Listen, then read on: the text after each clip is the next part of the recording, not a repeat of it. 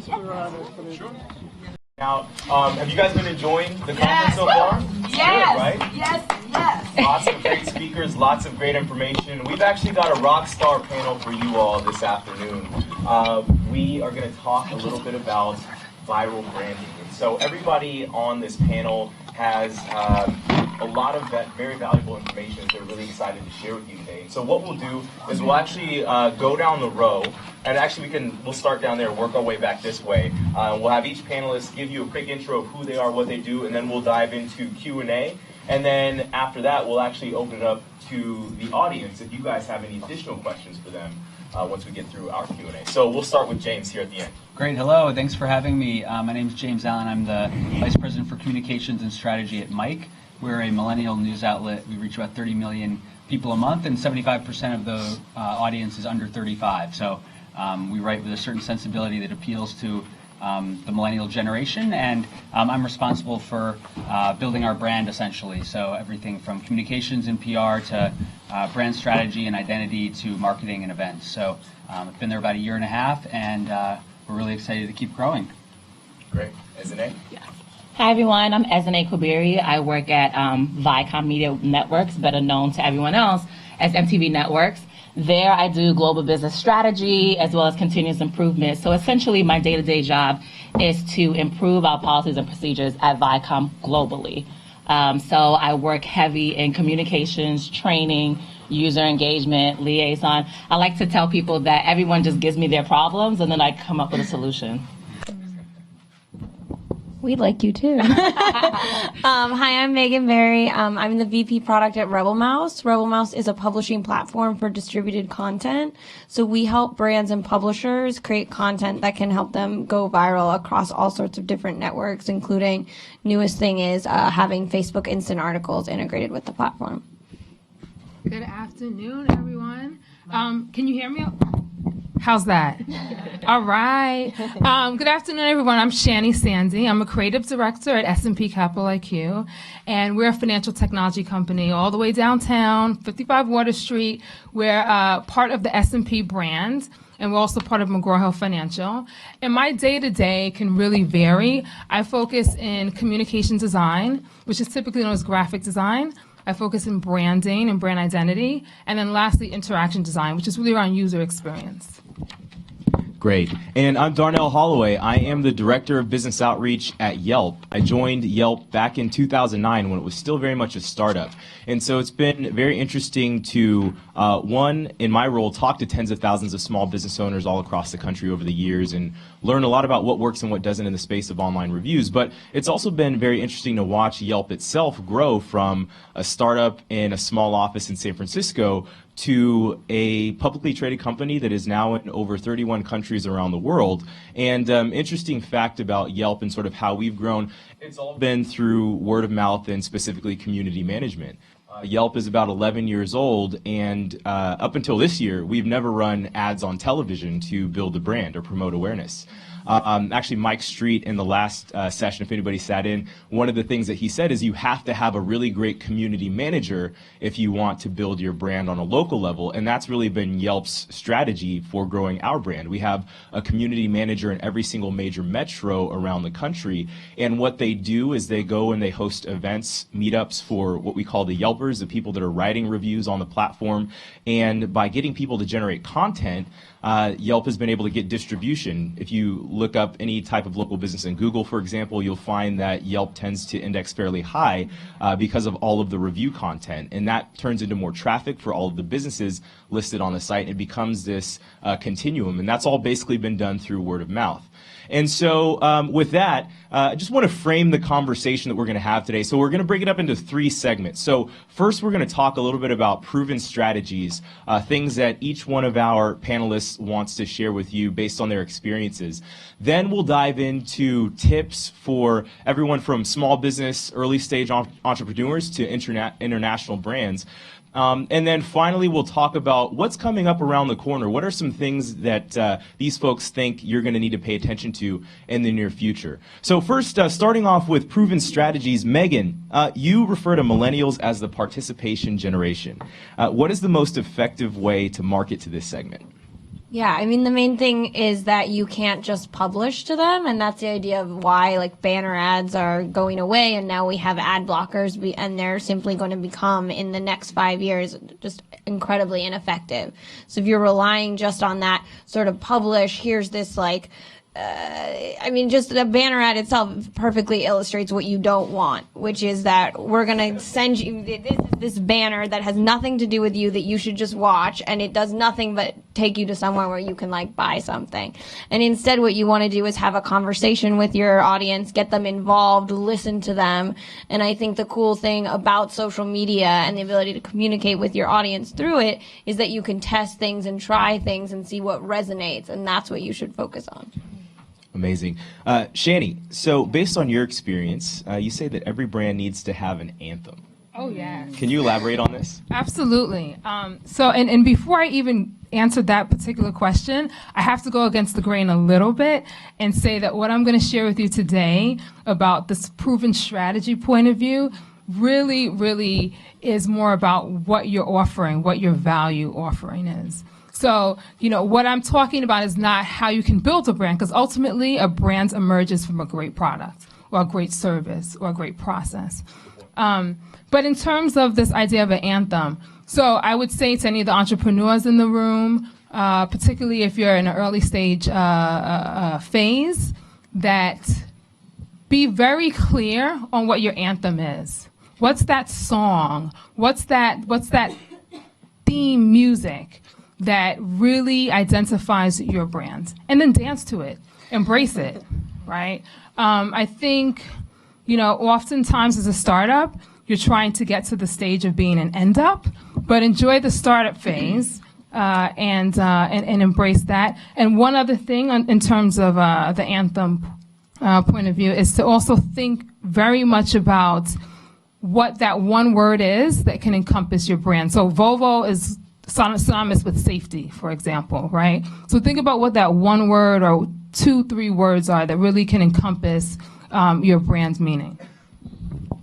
That's a great point. Also, another thing that companies think about too is, if not just a word, a concept that we like to bounce around at Yelp is, what celebrity do we want to most resemble?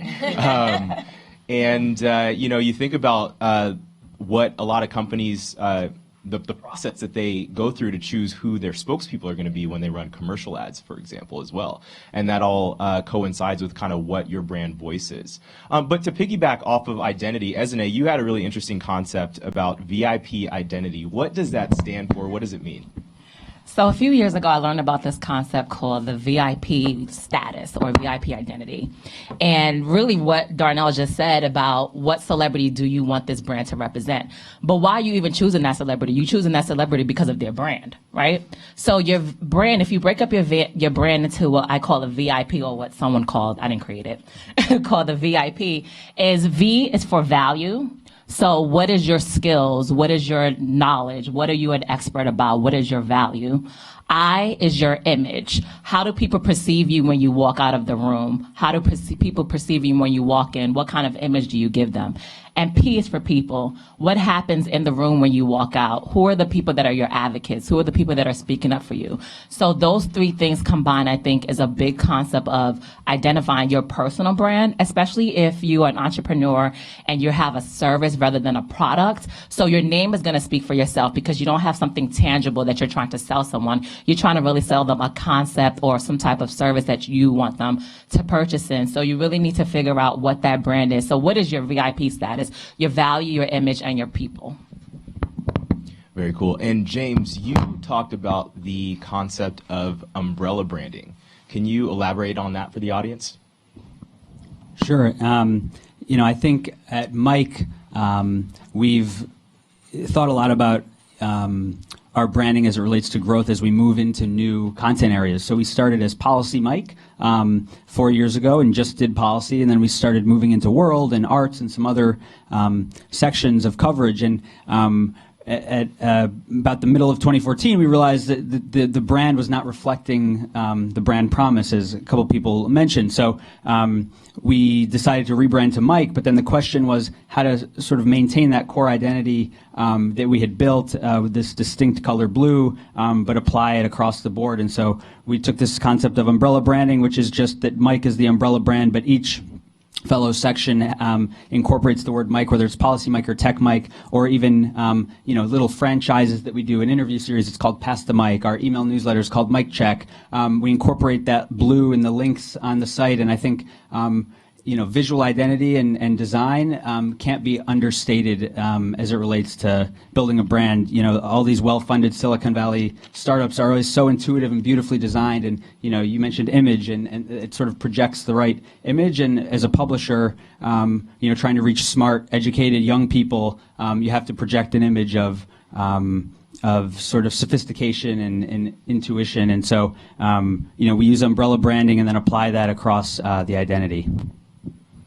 You also have to have a really great product too, according to Shani. They go hand in hand. As you were talking, though, I was just thinking, before we move on, does anybody have any really good anecdotal stories for the audience about maybe an aha moment for a company that you worked for, if they were building a brand, if they got to a certain inflection point, anything along those lines that really comes to mind as far as proven strategies go?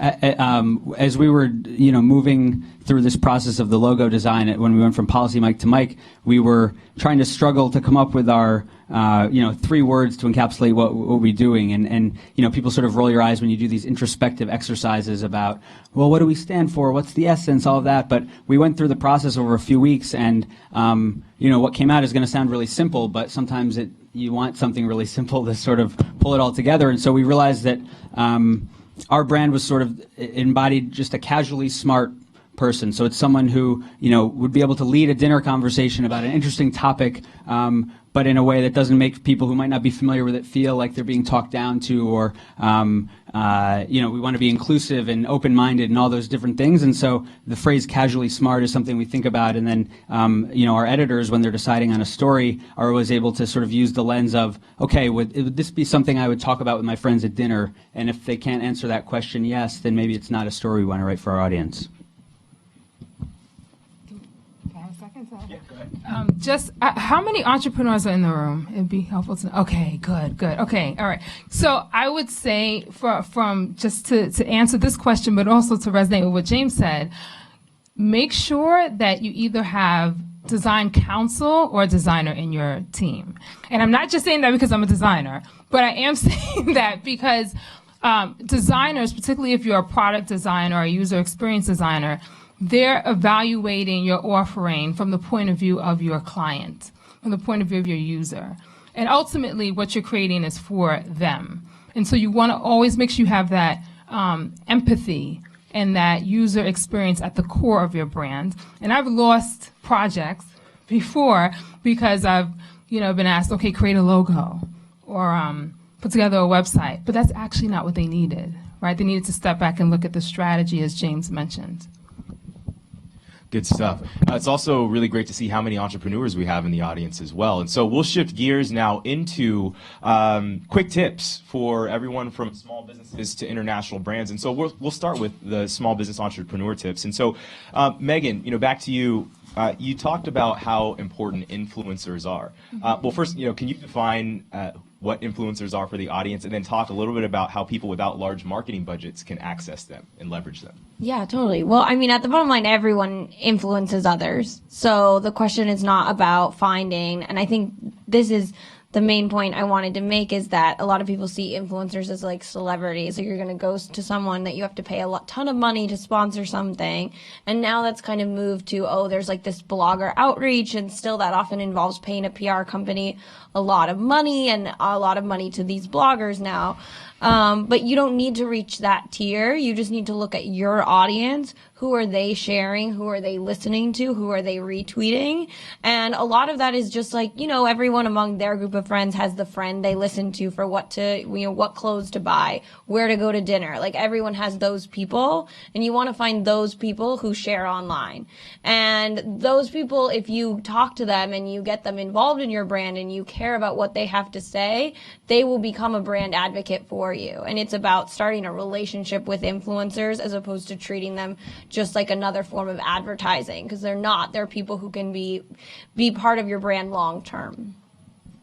Good stuff. James, you're an advocate of keeping it simple. You already talked about it today. Leading up to this session, one of the things you said was, I really believe in the KISS method, keep it simple, stupid. So can you talk a little bit about that, and also maybe dive into a little bit of your experience working with politicians as well? Sure. So, when it comes to messaging and delivering your pitch, I think I've always thought about it. I came from a political background working on Capitol Hill and managed a congressional race, and then I was Cory Booker's director of communications, and so municipal, federal, and campaign side. And what sort of struck me across all the experiences is just the level to which politicians are disciplined in what they say, and that means just hammering the same message over and over and over until you're so sick of saying it that you don't ever want to hear it again. But, you forget that most people you've met with have never actually heard from you, and most people have to hear something 7 times before it sticks. And so I think sometimes, we forget that you just want to hammer that home. And so think about your own brand the way a politician would think about his or hers and come up with a stump speech, and that's how we do it at Mike as well. Is if our CEO's going out, he has his 5-minute stump speech. It's flexible enough that we can customize it based on the brand or the person that he's going to be talking to, but he sort of delivers that same 5-chapter speech over and over. And I think again, a very simple concept, but one that I think is easy to lose sight of sometimes. Just wanted to jump in real quick, just thinking about the conversation that's happening now. And I wanted to tell people, as an entrepreneur, start small sometimes. So sometimes you just have to look into your own group of people. Like, I know when I was starting my logo on my website, I sent it to my friend and I'm like, what's the first thing you think of? Is my message clear? Does it make sense? Can you tell what I'm offering? Can you tell what I'm trying to sell? And then once you do that, then you can be able to expand it to other people and maybe look for that blogger, look for that somebody that has a really high social media feed. But I think we need to also remember everyone is not on social media. Everyone is not as into it as you may be into it. So, or you also want the person that is your influencer, that is your campaign manager, to be passionate about that brand too. Because if someone has 1 million followers or something, and you want them to get on the project, they're on Megan's project, they're on Shannon's project, I mean, they're not really going to be concerned with your thing. They're really going to worry about the check, but that passion, and it's a little bit different than when you start a little bit smaller, and then I think that makes a difference. I just wanted to plus one your point about asking your friends and stuff. And we're at Mike. We're still a startup on a shoestring budget in many ways, and so, but we still do focus groups. They're not big time focus groups run by a professional. We just have 8 friends of friends come in who are semi-familiar with the site. We buy them dinner, and the feedback we get from them is immensely helpful. That's great. Shifting to a little bit more of the international front, Ezinne, what role does culture play in international branding? So in part of my job, because I'm in global business services, I actually travel a lot across the Viacom brands. We're in Europe, Australia, Asia, wherever you can think of, I've probably been, which is great. So, but one thing that I did notice going across all of these brands, and a lot of the things I do is very heavy in change management as well. And I noticed that culture is a big piece of it. So if you're have a brand and you're trying to expand, even from state to state, be sensitive to what that culture is in that state and that country. And I think that goes a long way because, one country, maybe religion is like a big focal point. Another one maybe is gender, so you have to be sensitive to those things because your brand may not translate well across the board. So just try to think about how culture can impact what it is that you're trying to offer to someone. And then, Shani, to piggyback off of that, what are your thoughts on just kind of cultural differences and how that all plays into your international branding strategy? Sure. So absolutely, I have to agree that you have to be sensitive to the locality, right? Local, regional differences, true, are fair and noteworthy. However, there's always global resonance. So if what you're really offering, again, going back to that value proposition, if what you're offering is of true value, has a unique position in the marketplace, then it will translate, right? So you may have to shift it and maybe massage it a bit so that it speaks regionally, but it should translate across the board. And I think secondly, you want to remember that ultimately, I think the word conversations were brought up a number of times, that you're still in conversation with people, right? So you're not necessarily building a campaign or a tactic for a region. You're still building with people. So rather than thinking about connecting across nationalities or regions, you want to think about connecting to their value. So again, just leveling it up. And I think when you have that right, then you can easily customize to just specific nuances of region and language and locality. All right, and we'll stay with you, Shani, for the Sure. next topic. So we're going to talk a little bit about trends that people need to prepare for in the near future. And you said something really interesting leading up to this session. You said that you think that the distinction between a brand, a person, and a business will no longer be relevant in the near future. Why is that? Well, I mean, let's think. I think the future is now, right? So if we look at the Ubers, right, the Airbnbs, the Postmates, what they are, they're platforms, but they're multi-sided platforms. And they're just vehicles to connect different people, right? So Uber's connecting drivers and riders. Airbnb is connecting people who need a place to dwell with the owners. And so really, the model now is that people are part of the business. People are now the brand. So ultimately, all of these distinctions will not be relevant. But now it also means that you don't own your brand. I mean, you never did anyway, but like you really, really don't now. And I think that's just something to be very mindful of when you're trying to get these messages out, that at the end of it all, it's perception and the brand is owned in the customer's mind. That's a very great point, and that's something that we see play out on Yelp as well. A lot of businesses have pages on the site that were created by other people, other consumers that had an experience with that business. They go on and leave reviews, and then other people start reviewing those businesses as well. And then the decisions that people are making are based on the review content that's been put forth by other consumers, not necessarily the business.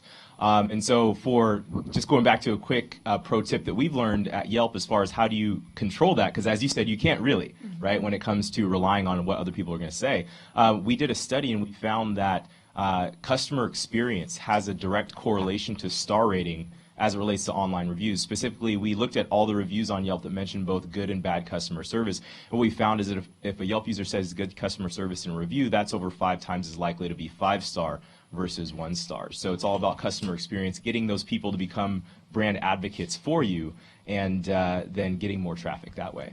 And just to jump in, one of my favorite quotes of all time to underscore that point is, it's Jeff Bezos, the CEO and founder of Amazon. Brand is what people say about you when you're not in the room. And I think that a lot of us, you can sometimes, you think your brand is one thing, but to your point, it's the perception of your audience. And so, you want to keep people around you who can keep it real with you as well and say, hey, look, you're saying this, but actually not really resonating out there. So, yeah, great point. And we'll stick with you, James. What impact do you think consumption on social platforms is going to have on monetization in the future? Yeah, so I can speak to it from a publisher perspective. I'm not sure how helpful that'll be. I mean, we're in media going through a huge change in the way content's consumed and distributed, and with Facebook now launching instant articles, where it's actually going to open up the article that you're reading within the Facebook app and hopefully speed up the load time. Publishers are trying to figure out how they're going to monetize there, and it's a big challenge because it's a whole new world. I think more broadly, though, social is just an enormous opportunity, whether you're a small business owner or, a massive company. And, I use my parents run a small farm and cidery in upstate New York, and they've decided, that they're only going to really spend time with Facebook because that's what works for their business. And my mom was on Twitter and Instagram, these other things, and it wasn't getting much traction. So I think that's the other point I'd make is social is, I think, undeniably a good thing for all of us if you're trying to run a business, but don't feel like obligated to have a presence on every single platform, because then you're just sort of going through the motions. Maybe all the platforms are going to be useful for you, but in many cases, it might be Twitter for some of you and, Facebook for others. That's a really good point. And Megan, I think you had a similar point of view as far as what people can be doing in the future, what they should be doing now, which is experimentation on social platforms. Yeah, I think we really have an unprecedented opportunity to A/B test marketing messages in a way that people 20 years ago really couldn't. It's like you put a TV spot up, that's like a big amount of money, that's what you're going to do. Now you can even do, like with Facebook, you can put $25 behind 2 different ads, target it to the same audience and see which one gets the most clicks. Like, that's invaluable. And then you could even say, these are the 2 audiences I care about. I care about teenage girls and women 25 to 35. Test messaging between those 2 audiences and see what clicks better. Like, that's amazing that you can spend $50 and get that information. That's just like unprecedented. And Ezinne, you said that you think once a brand is established, that there's a need to maybe create sub-brands. Can you talk a little bit about that? Yeah. I think when I said that, I was just thinking about how your brand can translate into the different markets and such like that. So, for instance, if I give a personal perspective, even though I have a background in accounting, but I work for an entertainment company, but I'm also like a world traveler.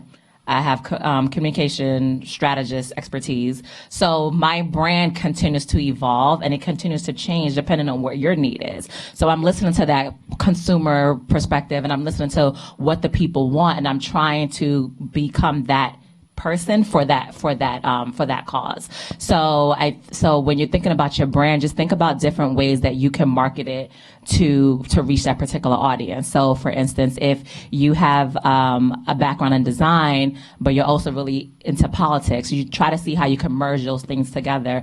And then maybe one day you're talking really heavy about your political background in publishing, but then the other day you're talking about more of your passion for design and the projects that you've worked on before. Yeah, just to piggyback on that, I think with the advent of social also, like, the value of niche is higher than it ever has been before. Like, if you're a designer who focuses on local political campaigns, like, the market for that is so much bigger because people can find you. And if you're, similarly a designer who focuses on gnomes, like, whatever that may be, there are people looking for that. And so finding your exact niche that you're passionate about can be a great advantage. That's good stuff. So we're going to open it up to the audience for questions in just a moment, but so be thinking about those. But before we do, did you guys have any additional thoughts or points that you wanted to get out based on the discussion we've been having so far? I would just say building a brand is a lot like, not to use another political example, but political organizing. It's one by one, door by door, person by person. And we were talking about influencers and advocates. It's the same, President Obama in 2008 was so successful because they one by one got some influencers or advocates who then got their friends, who then got their friends. And so sometimes it seems really tedious, like, I got 17 new, Instagram followers today, but engage with those people. We had 100 Tumblr followers a year and a half ago. We hired someone to focus on Tumblr and really engage with the audience. We're now, we have more than 100,000 fans and we're driving a couple million unique views a month. And that was just through, hitting the pavement one by one. So it's important to remember, I think. Yeah, totally. Just to add to that, like, the idea is to do things that scale. You first have to do things that don't scale. And when Airbnb started, like, they first took professional photos for free for the people who signed up for their homes because they needed to make sure they had amazing content on their site. And if they had said, this is what we're going to do for everyone, they would have failed as a business. But they were smart and said, you know what, for the first 1,000 homes, it doesn't matter if we're losing money. We need these to be beautiful or else we're not going to be able to take off. And then, sorry, just one quick phrase that I want to throw out because I noticed there were a number of entrepreneurs in the room. And the phrase is prototyping. I did not coin this phrase. It's from an engineer who's at Google now. His name is Alberto Savoia. And the idea there is around trying things at the cheapest level possible so that you can, seriously, so that you can not expend too much energy and capital, and also understand whether or not your idea is the right idea. And so it's very valuable for products, but it's also very valuable for building a brand. So, when you have a sec, just check it out. Pretotyping, Alberto Savoia. It's good stuff. Pretotyping. Pretotyping. P-R-E, and then type. Pretotyping. I know. Yeah, exactly. Like So for the E. with an E. Exactly. Yeah. All right, great. So does anyone in the audience want to kick things off with the Q&A? So we'll go here and then back to you and then to this gentleman. Yep. Thank you. Really enjoyed your comments. I actually work in brand strategy for IBM, and I have a sort of an alternative view to offer to people because the company's over 100 years old. And of course, I wasn't working there that whole time. But I was around for our centennial celebration year, which was in 2011. One thing about a brand and a truly enduring brand, and indeed, even if you're in a brand now that's fairly new, is that it's going to mean different things to different people over time. And one thing our CMO says is that if we had only defined IBM by what we made, well, we made cheese slicers once. We made typewriters, weighing machines. If we only defined ourselves by our product, the brand would mean nothing now, right? And a lot of, obviously, big tech companies, you could name a ton of them, Compaq, Wang, et cetera, are no longer around, right? Somehow we're still hanging on, but that's another story. But a lot of it's about, of course, evolving not just your product and your services, but just finding those new influencers, adapting to new audiences. So that's why IBM's still around, and whatever it means to you now, or what it meant to your parents, for example, might be very different things, and 5 years from now could be very different. So just wanted to offer an alternative perspective for a really established, long-time brand, too. It's an interesting point, yeah. So we'll go here. Here? Yeah. Hi. You mentioned before that one of the base people that you should have on your team is a designer. What are some other base people, like social media experts? What are the base team that you should have in your company? Yeah, I think it came up in the previous panel too, but a community manager is hugely important. A good community manager should be able to help you with marketing. They should be able to do social, but they're coming at it from a perspective of connecting with people and helping people connect with your brand. And I think that's like an incredibly valuable place to come at it from. I was just going to add maybe a researcher as well, so just someone that, because sometimes if you focus specifically on your service or your product, you don't have time to figure out everything that's coming up and that's new or any type of innovation that's happening or who your competitors are. So maybe just someone to just back you up in that sense. And sorry, just one other thing, which, are you an entrepreneur also? Yeah. So, obviously capital is always an issue. So counsel is perfectly fine, or having some type of volunteer board where you can have a variety of ideas and people you can go to for advice, but that you're not footing a bill for when it comes to finances. So that's another option to consider for advice. All right, so there was another hand down here, then we'll go up to that gentleman, and then we'll go here, and then we'll go up to the back. We'll get to you in a second. Yes. All right. If you need research or you need Yes. I am available.